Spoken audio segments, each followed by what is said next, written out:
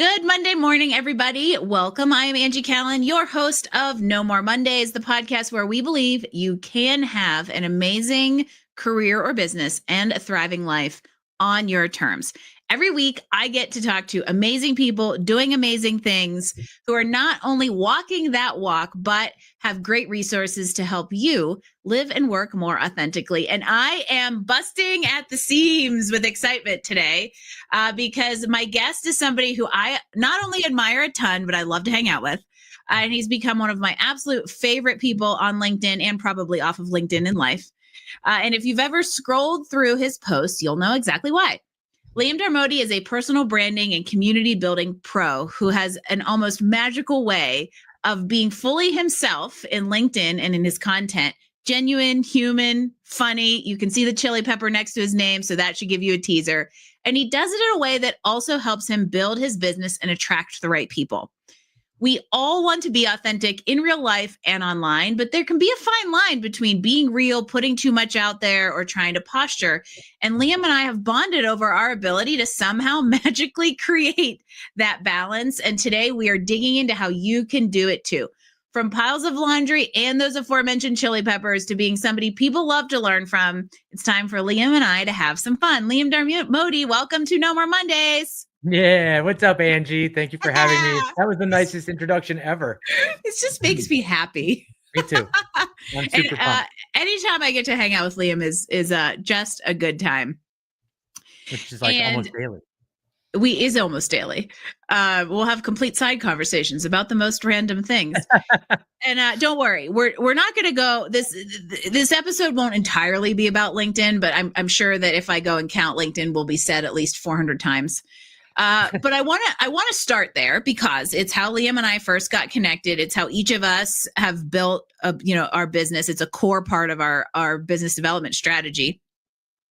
And we have some shared perspectives on how powerful that can be for personal and professional branding. So my first question for you, Liam, is how did you get started in this whole world? How did you find your voice on LinkedIn, and what helped you really hit your stride?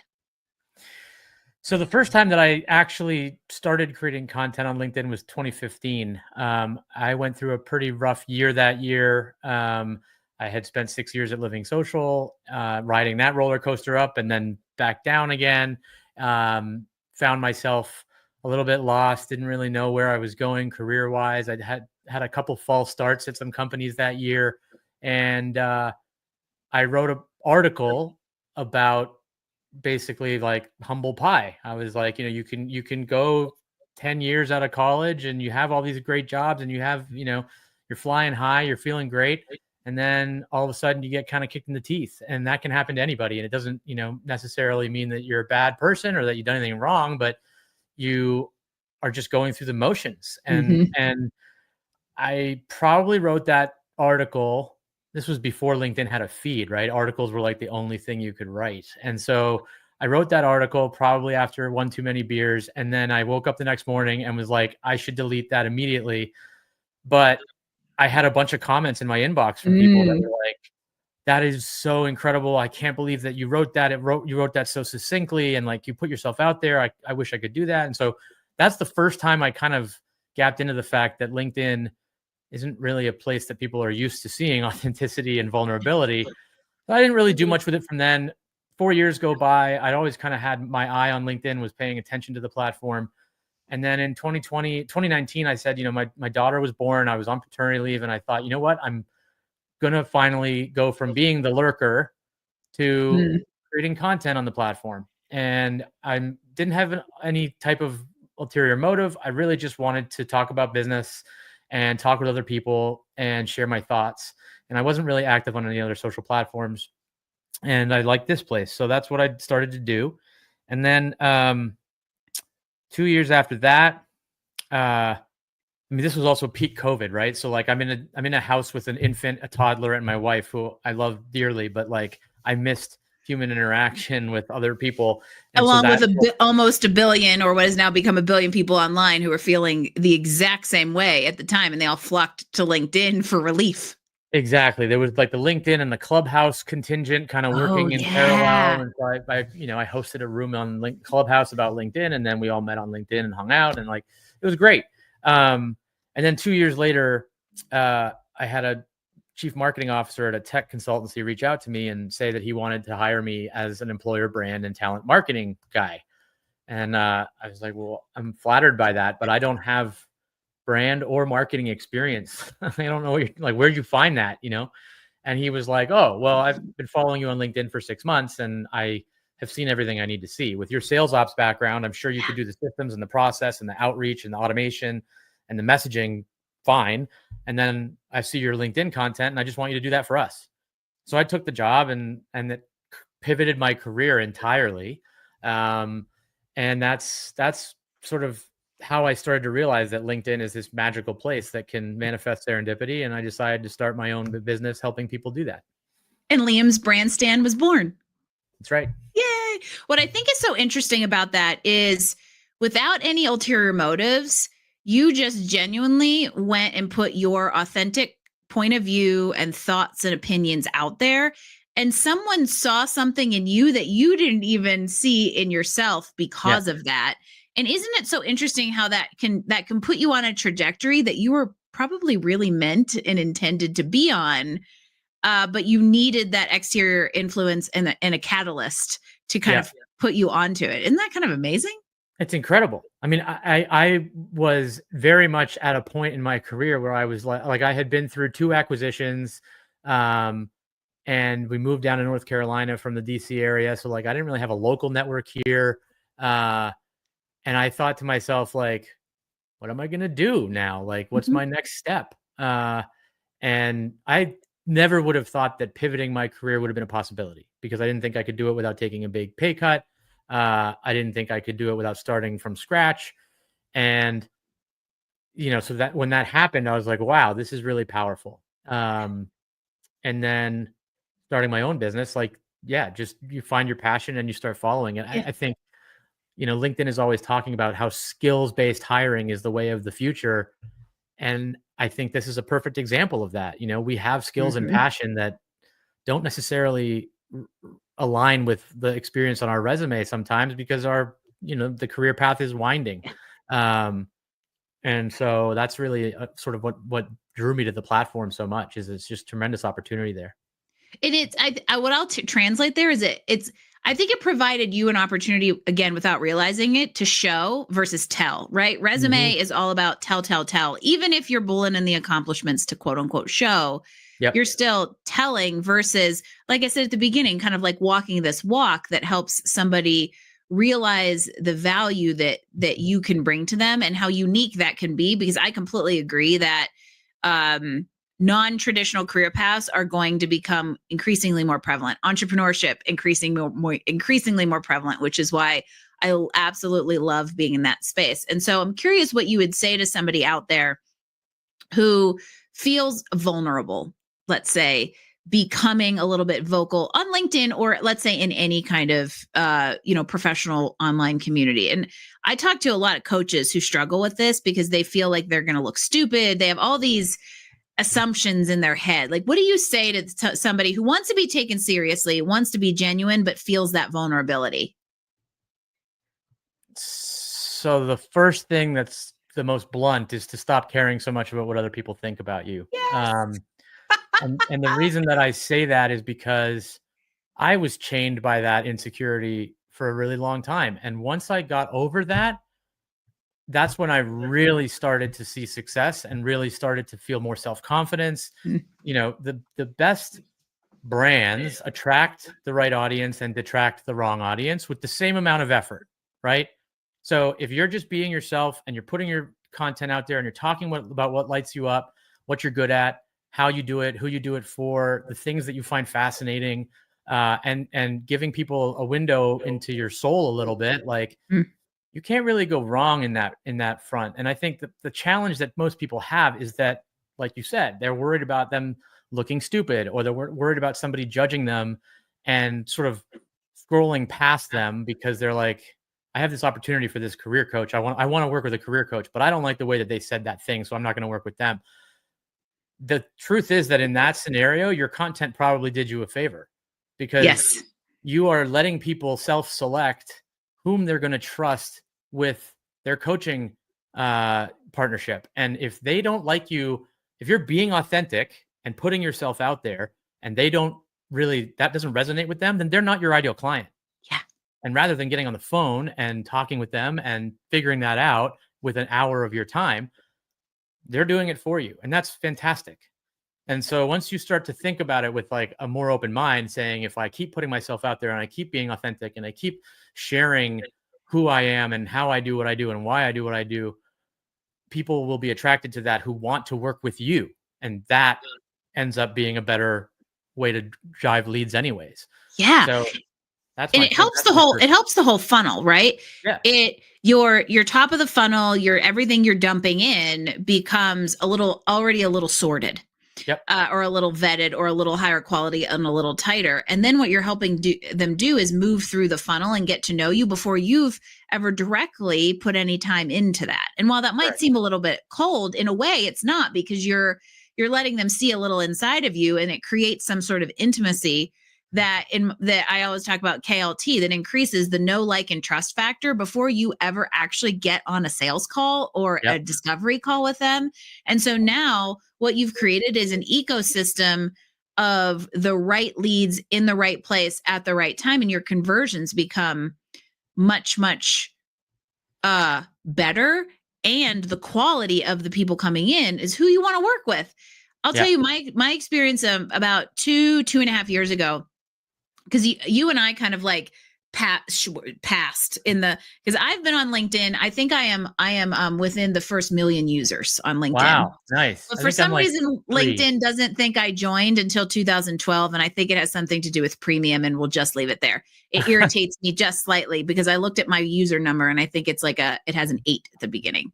And it's 6 digits. So, and so I've been in since the creation of time. And so I was always there. Phase 1 was I update this when I get a job, which is what LinkedIn was for years. Yep. Right. Which is why there wasn't genuine content, because there wasn't content.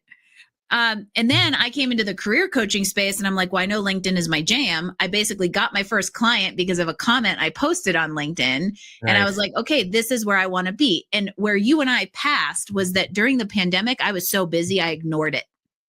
And I just didn't have time for it. And I'm so mad that I let myself slide from so many conversations that were happening, because I've had to kind of build that back up now that there are so many people on the platform and it's been harder. So a little over 2 years ago, I made the commitment of like, I'm going to get to X number of followers, not because I wanted the metric, but because I knew it would have to force me to do.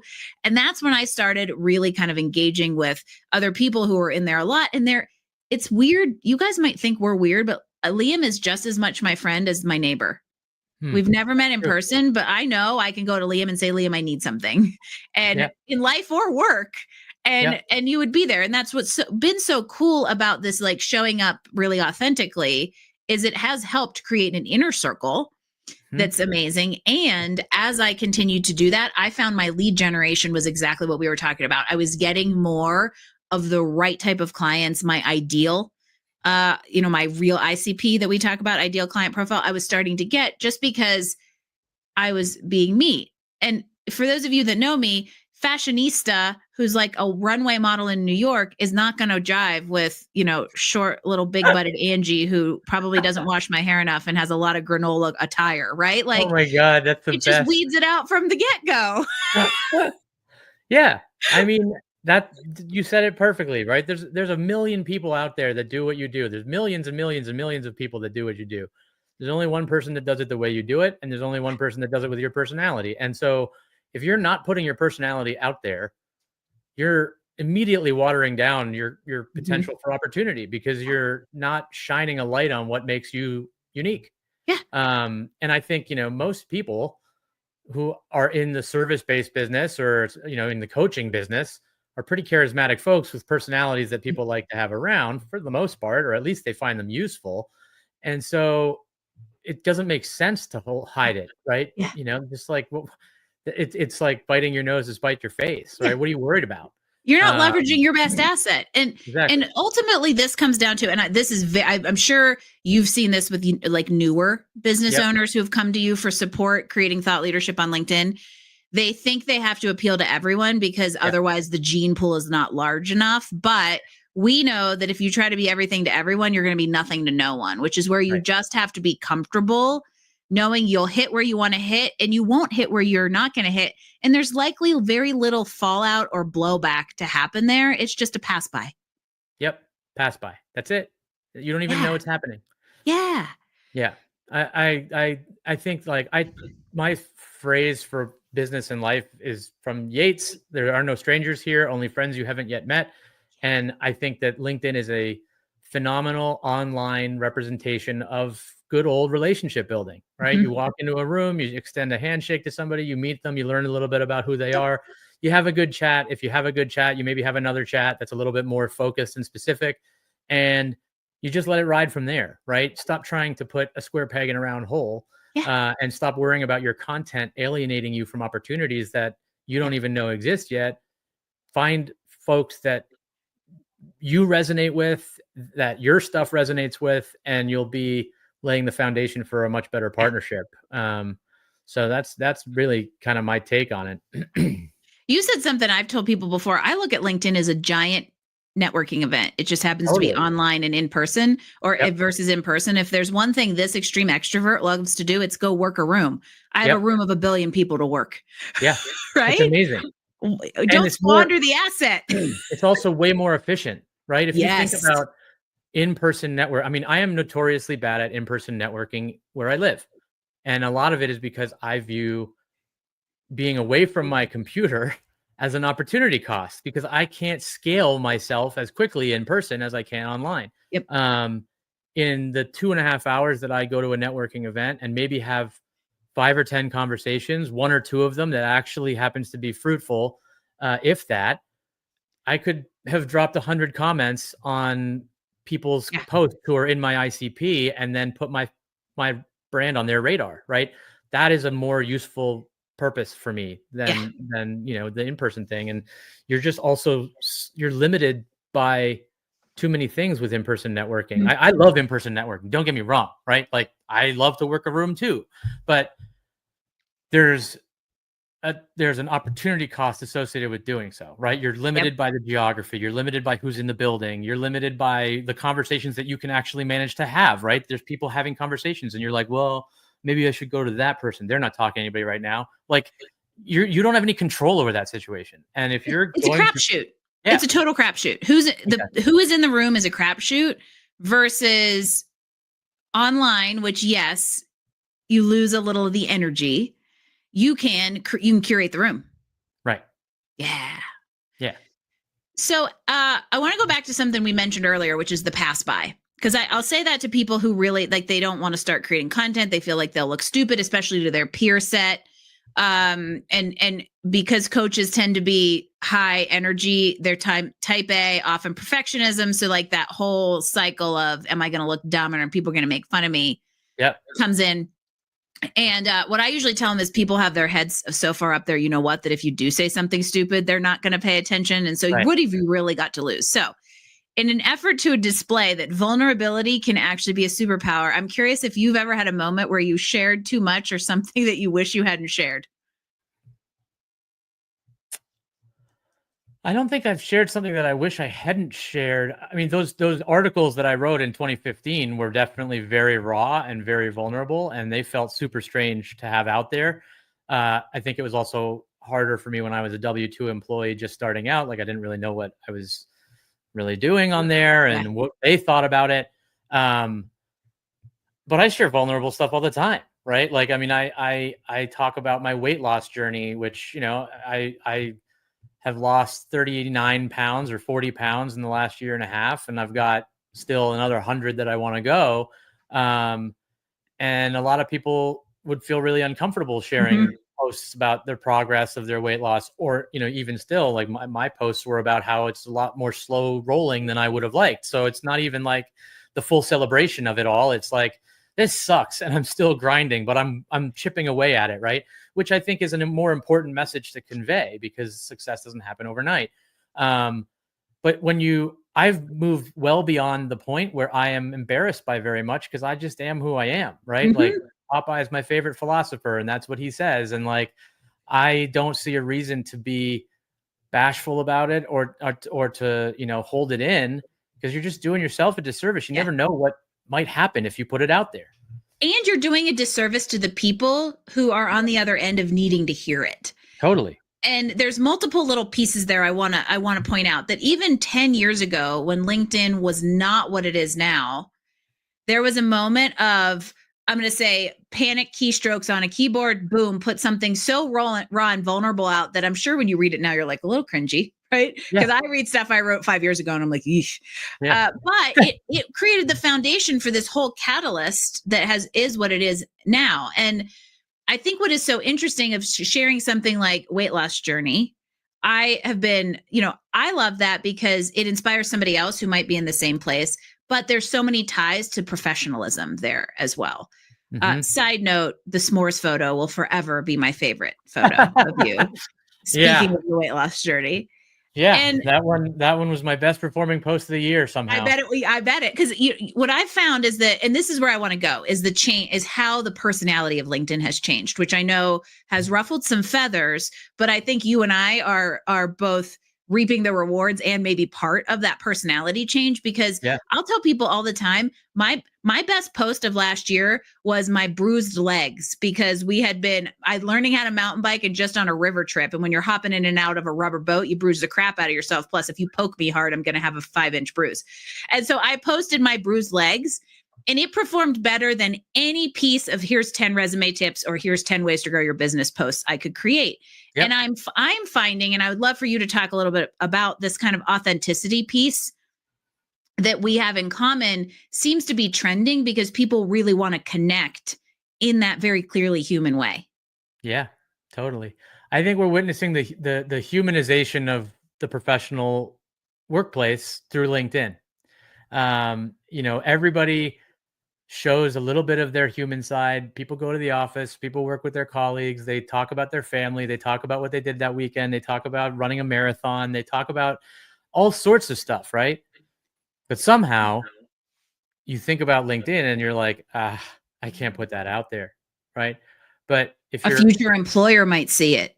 Right. And your future employer might, judge you for it and withhold the opportunity because of it. And I'm thinking to myself, if they're that fickle, I don't want to work with them.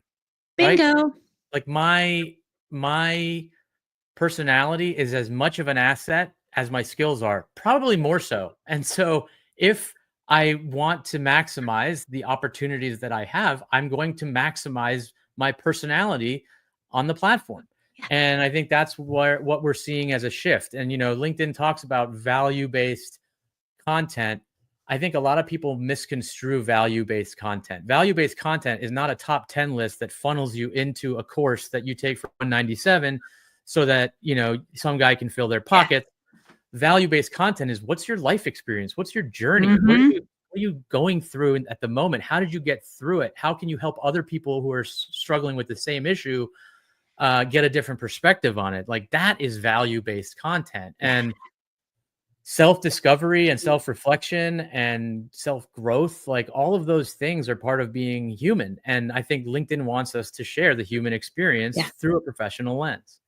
And it was interesting when I want to say came back to, because I wasn't completely absent from LinkedIn, but I wasn't nurturing and contributing for a few years. When I came back, that shift had started because pre-COVID, literal value, top 10 deep researched posts about what Forbes has to say about small business or whatever were the norm. Mini blogs were pretty much the norm. And that has shifted substantially to the fact that I rarely post anything without a picture now, because otherwise it's not going to be seen. And I think that there's a convergence of things happening here that, post-COVID, the need for connection never went away. And I believe it exacerbated how disconnected we are, even though there's the perception of connection. Yeah. And now you introduce AI. Humans want humans. So if you can be a human, go be a human. Yeah, totally. I love humans. And I think this is a really good misconception to talk about, is that thought leadership has to be like almost like one dimensional, right? I write researched articles about my domain. No, Yep. you can support that. Again, you can show instead of tell. Yeah, totally. I mean, there's I don't know, the stat is that like people have 60,000 thoughts a day. One of them is bound to be worth sharing with somebody. So put And it one out of there. them over the course of a year will inevitably actually get Yeah. some traction. You could, it's basic math. But I think that the other thing that I tell people to think about is to think about LinkedIn like a journal that you'd share with friends, family, and colleagues. And Ooh.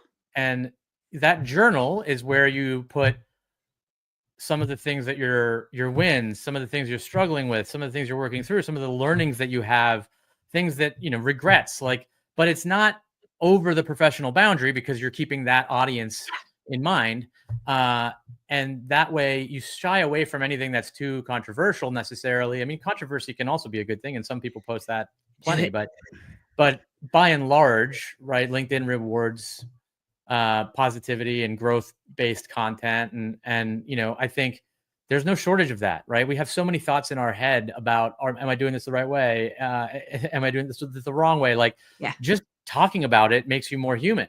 And there's inevitably somebody out there who can learn from what you're saying. So I think of it that way. I also think about LinkedIn a bit like a legacy platform.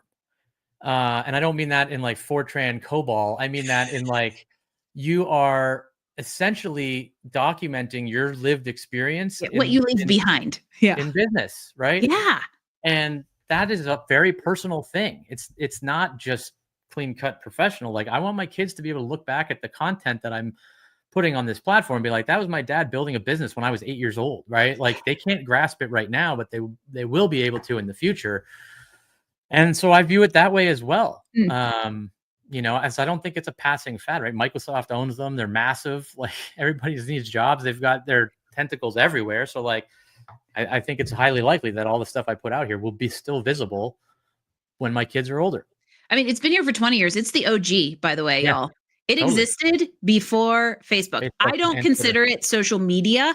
I consider it social networking. That way you can look at it a little bit differently. And I want to point out that, even though I said we weren't going to go down the LinkedIn rabbit hole, we're down the LinkedIn rabbit hole. Have we said LinkedIn 487 times yet, like I promised? But at least I want to point out that essentially what we're talking about is how to build an an authentic, genuine brand. And if LinkedIn, and since you're here watching or you're listening out in podcast land, LinkedIn is a fantastic platform to supplement or to be a core element of it. And what's really neat about it is it gives you the ability to kind of test things out in real time, right? So what if I rebrand slightly? Who's going to be attracted if I talk about X? Who am I going to get, or am I going to get feedback if I talk about Y? And so it can actually help you in real time find your voice and establish your brand that then radiates out into all of your channels. Yep, totally.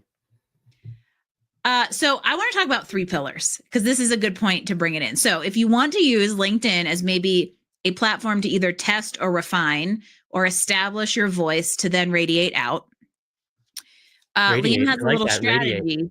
Radiate. I like that. Yeah. Liam has a little strategy. And here's what's funny about this 3-pillar strategy is Liam and I, shameless plug, did a 4-session workshop on how to grow your thought. What did we call it? Linked influence. Right. And in real time, in one of these sessions, Liam starts talking about the 3 pillars. And I held up this little whiteboard that I had sitting here, and it literally had the exact same 3 pillars on it. And I had no idea they were coming up. And I was like, okay, man, do we do a lot of things similarly? But I don't want to steal your thunder. Explain this kind of idea of like your 3 things that you can talk about as a great way for some of you out there who might be struggling with blank page or vulnerability to get started. This is a great strategy. Yeah. So it's funny because when I was posting before I started doing any of the personal branding stuff, I was told by people, they were like, what are you even doing here? Like, your content's all over the place, right? And because I was just here for the community vibes, which most people think is an oxymoron. But I started to think about, like, how do I help people compartmentalize the way that they want to think about content on the platform? And I landed on 3 buckets. The first and actually I stole this from you because I saw this on your slide. You said scope of genius. I think I said like, I don't know. I had some other far less eloquent title on mine. It was like what you do or like what you're good at. But basically your scope of genius is what you do, why you do it, how you do it, who you do it for. That by and large are your sales and marketing posts. These should be 60% of your content, let's say, right? You want to make sure that your audience knows what you do, why you do it, all that good stuff. Like people tend to shy away from that, myself included. Like it feels like self-promotion, so you feel weird about it. Gotta do it. Second is fascination. There will be overlap, but fascination is theoretically the things that you like to do when you're outside of work, right? So, what types of books do you like to read? Are you a Harry Potter person? Do you like Star Wars? Like sports, drama, climbing, whatever. But people like to hear people talk about what lights them up. They like to see your passion. They like to feel your passion. And so you have to share that sometimes because you don't just want to be a robot who's always talking about what you do. I mean, there are definitely people who treat LinkedIn that way and they swear by that approach, but I disagree. I want people to understand the whole person, right? I have had enough conversations that start with, hey, what's your favorite hot sauce, that then turn into new business for me, to know that I shouldn't just be banging the drum of what I do all the time. I should be showing some other things. So I talk about AI, tech startups, cryptocurrency, like technology gadgets. Like I'm an early adopter of most of that stuff. And yes, hot sauce and barbecue, like those are big parts of my life. I like food and I like hot sauce. So I talk about that probably 30% of the time, right? Like articles that I've read that I think are really interesting, random ideas, random thoughts. And then the third bucket is what I call windows into your personal world. And that's really the stuff that's a little bit more vulnerable, a little bit more uncomfortable to hit publish on, but it's also a window into your soul, right? And it's like giving people that understanding of what really makes you tick and how you really think and like your human side. It's the most human type of post you can put out there. And as a result, it generally performs pretty well because LinkedIn is a supportive, generous, emotionally intelligent platform. And that's the kind of content that gets elevated. So I'd say that's usually like 10% of my posts is, I'll throw something out there once every 2 or 3 weeks that just touches on what it's like to be a working parent or a first-time founder or the weight loss journey, right? And it's not always hunky-dory, flowers. It's sometimes stuff you're struggling with. And that's even better because people will lift you up and try and help you out. So those are my 3 recommendations for content pillars. So to recap, it's zone of genius, scope of genius, or what you know. Yep. Second would be passions. And I'm also going to say maybe like your lifestyle type stuff, because then the third is you. Yep. So you heard Liam run through his, which is he knows branding. He knows how to use LinkedIn. He is nerdy down to a T with how to use LinkedIn. Second would be all of the barbecue, the kids, the piles of laundry, the chili pepper. And then third is that kind of like heart stuff, let's call it. And so that should hit. And now as you follow Liam's content, you'll start seeing those 3 things pop up. It can be all 3 in one post. It could be 1 or 2 in one post. If you're following me, what you'll see is me talking about careers in the business of coaching, which is what I know. What I love is our outdoor adventure life. And I talk a ton about the antics that we are all doing, the dog, the cat, and all those kinds of things.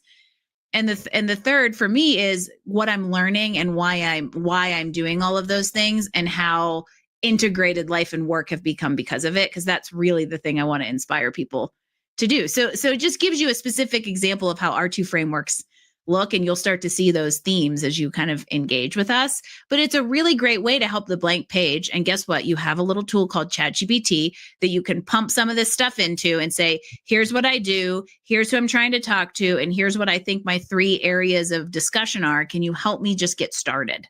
Yeah. And once you rip the Band-Aid off and you prove to yourself that no one's going to come and call you stupid and create a flame war, as long as you don't poke the bear and talk about the green banner, you will be okay. Yeah, totally.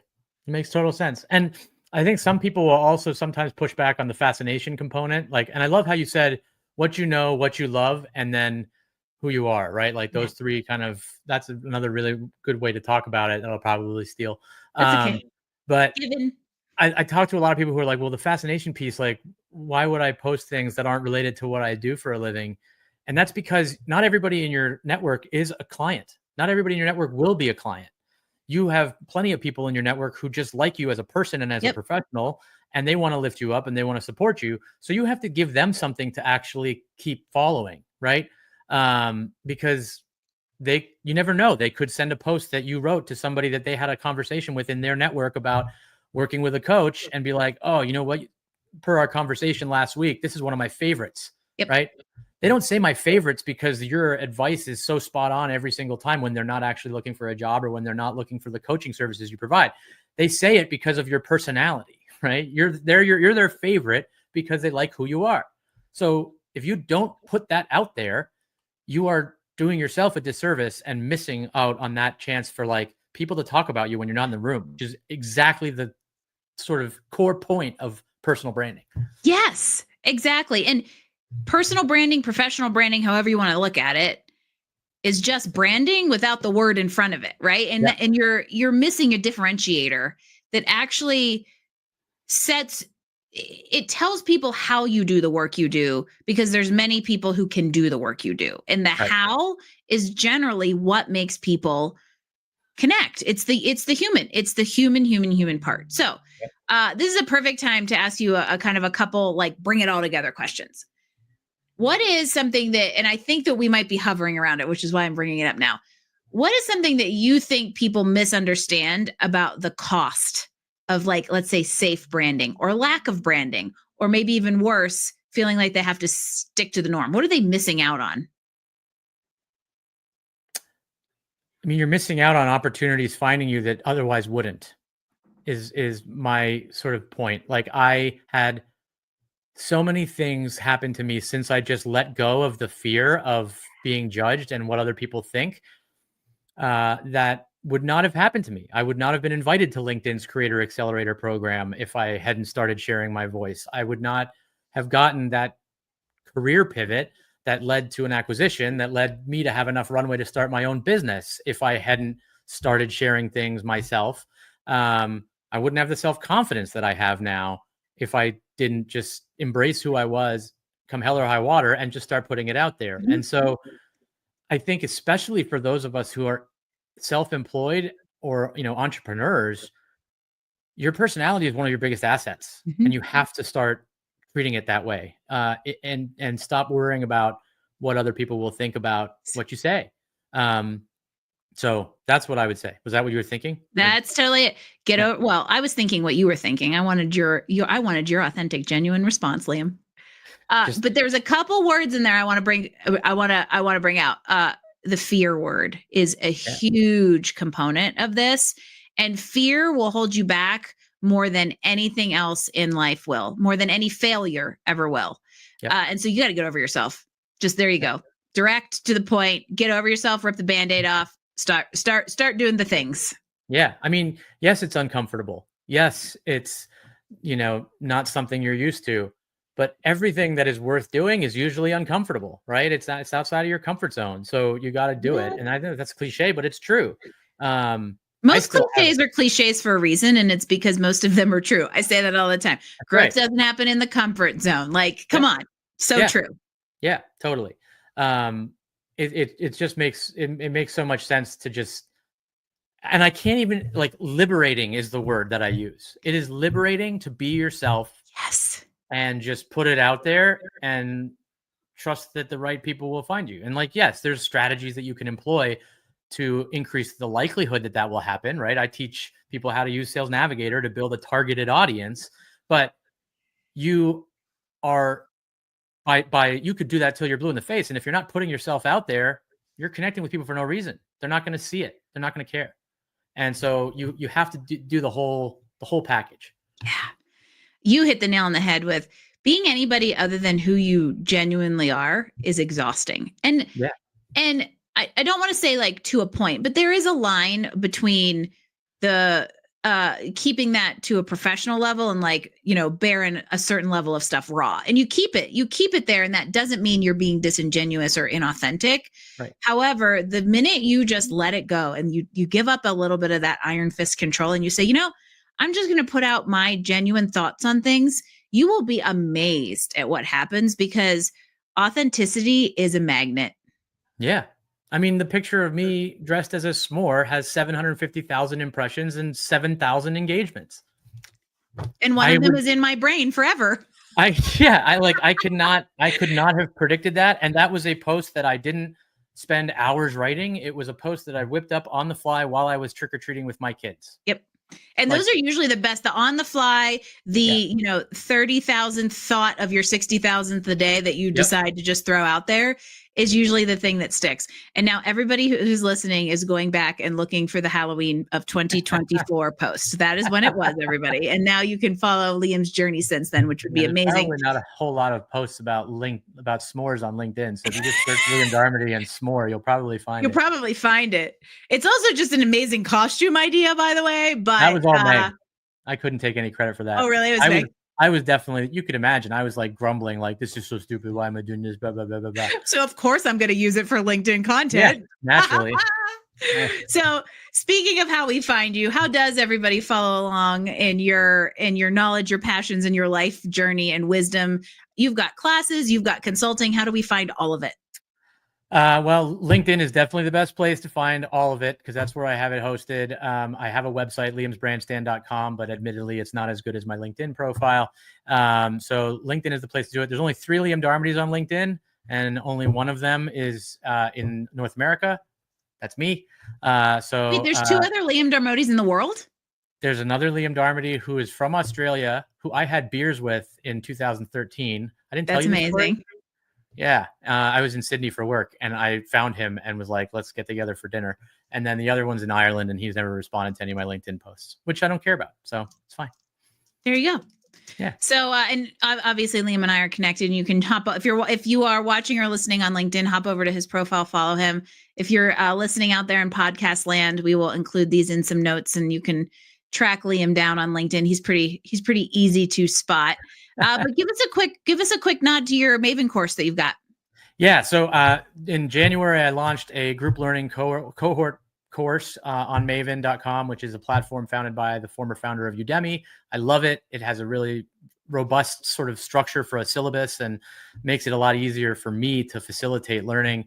And I've just really enjoyed teaching people. I'm a wild extrovert like you are, and I miss the team dynamics of being in a smaller organization, and having a cohort-based course is fantastic because it's like you have a little team that you work with every month or every 2 months, and you get to hear them learn from each other and them learning from you and mind melding. And it's just awesome. It's been really energizing and invigorating. And I've gotten some really good feedback on it. So that is something that I'm running pretty much every month. I limit the cohorts to 10 seats because I want to make sure that it's intimate and that there's a lot of ROI there. But I'm really enjoying it. So I'll probably be offering that every month into perpetuity. We got one coming up. Yes, we do. May 22nd. I love it. I wish that we could keep talking because we could do that for a really long time. Yeah, but we'll keep everybody in suspense of the next one / our banter back and forth on LinkedIn posts. And what I want to just reinforce for everybody out there, whether it's on LinkedIn or whether it's in life, be yourself, trust your authenticity, and find that voice. And so I'm going to challenge you this week to find one thing that you can do to brand yourself and be more you, whether it's a tweak to your content, an honest introduction, a new pillar, drop me a comment, drop Liam a comment, and tell us what some of your authentic branding goals are, because we would both love to hear from you and are both here to support you. I'm Angie Callen. Liam, thank you so much for joining me today. This has been another amazing and authentic conversation, and I'm grateful for you and your time and your wisdom. Thanks for having me, Angie. Always love chopping it up with you. Yeah. Thank you all for hanging out and listening to another episode of No More Mondays. I'll be here next week, same time, same channel, for another edition. Until then, I hope you live and work authentically.